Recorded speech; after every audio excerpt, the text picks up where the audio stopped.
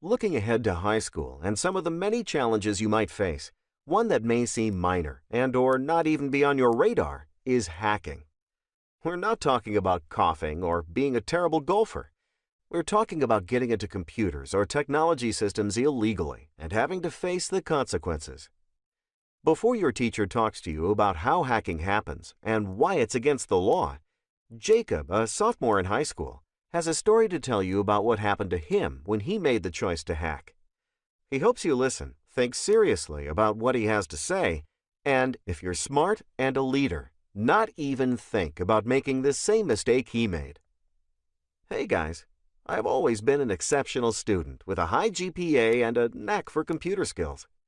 At the beginning of my freshman year, I met a girl named Katie, and I liked her a lot. We were friends, but I didn't think she was interested in me. Katie was also an excellent student, with one exception. She had failed algebra freshman year due to some distracting family troubles. Katie had high aspirations and lots of pressure from her parents to succeed. Both of her parents had attended top-notch universities, and she had her eye on Cornell from the moment she stepped into high school. That failing algebra grade, however, could mean the demise of her Ivy League dreams. When Jacob learned of Katie's issue, he saw his chance to be a hero and leapt into action.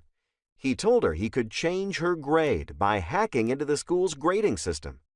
"Won't you get in trouble?" Katie asked. She wasn't sure Jacob should take the risk. But Katie's desperation to get accepted into Cornell won out over her fears, and she agreed to the plan. That night, Jacob went online and purchased the device that tracks the keystrokes of the computer it is attached to.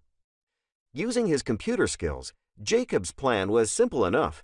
Attach the device to an unsuspecting teacher's computer, wait for the teacher to enter her administrative passwords, retrieve the device with the passwords on it later, and change Katie's failing grade to an A.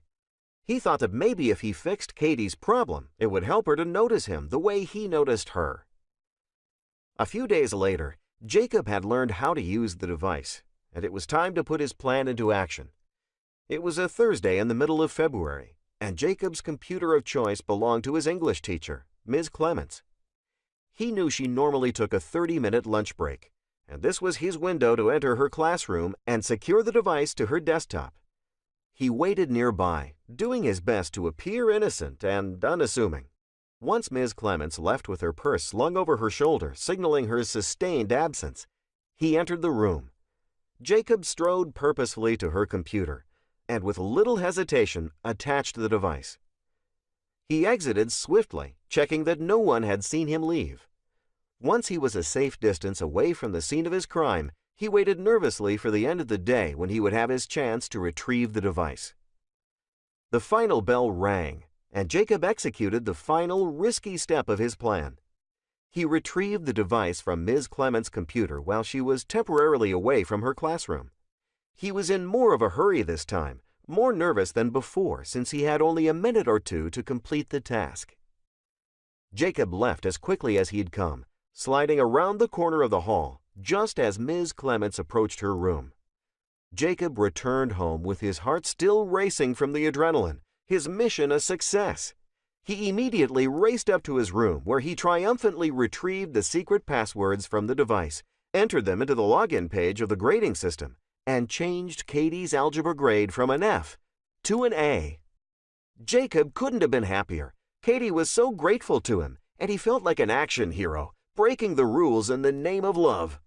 The thrill was so great he changed a few others too, just for the fun of it. He felt like a hero for about a week. Just 7 days after changing Katie's grade, Jacob was called up to the principal's office. What he didn't know was that the school's academic counselors regularly checked transcripts for errors and inconsistencies, and when they noticed Katie's, it put up an immediate red flag. Upon further investigation, the software on the school computers revealed the device that accessed the computer. Since the grade change belonged to Katie, they questioned her first.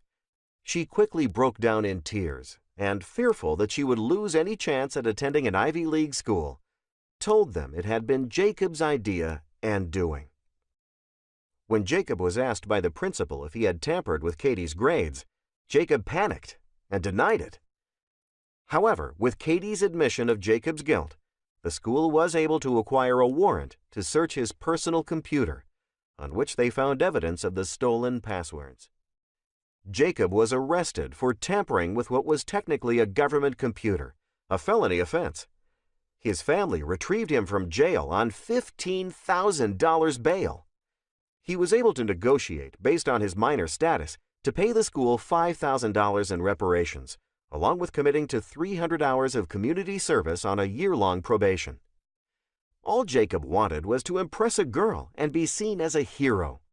But in his efforts to do so, he lost sight of what was acceptable legal and moral behavior. He paid a costly price for it. If he could take it all back, he would in a heartbeat. Hacking computers is against the law and is a serious violation. Most people who participate in this kind of activity are caught and punished heavily for it, as Jacob was. Your digital footprint and the ability of schools and employers to track this type of behavior is far too easy to take unnecessary and costly risks.